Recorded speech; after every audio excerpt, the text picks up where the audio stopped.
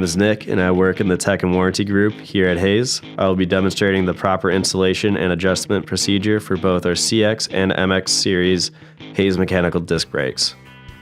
Like all bicycle components, trained bicycle mechanics should perform all installation and maintenance. The tools required for this job include a Torx T25, cable cutters, 5mm and 2mm hex key, torque wrench, safety glasses, and our Hayes feeler gauge. First, we must install the caliper to the frame. For some frames, you will need to install a bracket before you are able to install the caliper.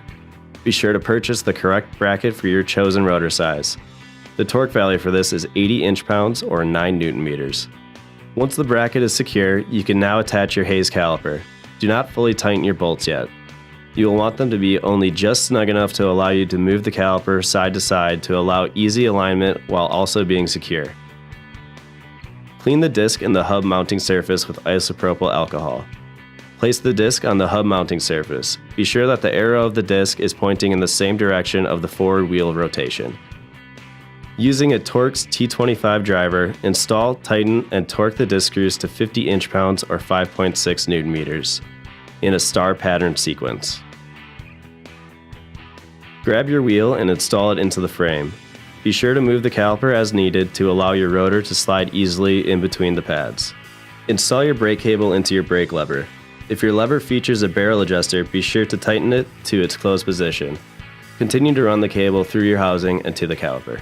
Making sure that your housing is fully inserted into your cable stops on both the brake lever and caliper, pull the cable through the cable anchor screw and washer. Make sure to pull the wire tight and torque the cable anchor screw to 60 inch-pounds or 6.8 Newton-meters. If you are working with steel arm MX comp, torque cable anchor screw to 70 inch-pounds or 7.9 Newton-meters. Fully squeeze the brake lever 10 times to seat the cable housings and to pre-stretch the cable. Insert your feeler gauge so that the rotor is sandwiched between the two shims. The Hayes feeler gauge is about the thickness of a business card. Loosen the inboard pad set screw and tighten the inboard pad adjuster until it holds the feeler gauge in place. Lightly tighten each mount screw, alternating between each until the bolts are snug.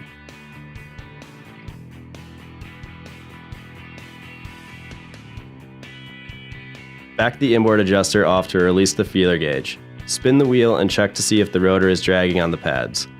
Using a white piece of paper behind the caliper can make it easier to check the clearance between the rotor and the pads. To fine-tune the position of the caliper, use a 2.5mm hex key to adjust the crosshair alignment screws on each end of the caliper. Once you have properly aligned the caliper so that there is ample braking force and no drag, it is time to tighten down your mounting bolts to 80 inch-pounds or 9 Newton-meters. For post-mount forks, make sure to check the manufacturer's specifications. Finally, tighten down the inboard pad adjuster set screw until snug. When adjusting your brakes throughout the life of your pads, be sure to adjust both the inboard pad and the outboard pad, utilizing the barrel adjuster only. Do not adjust for pad wear by preloading the lever arm. Maintain a space of 0.3 mm between the pads and the rotor. If the barrel adjuster is completely unthreaded, or if your caliper does not have a barrel adjuster, you will have to realign your caliper. If this is the case, reset the barrel adjuster, slightly loosen the caliper mount bolts, and go back through the same setup process.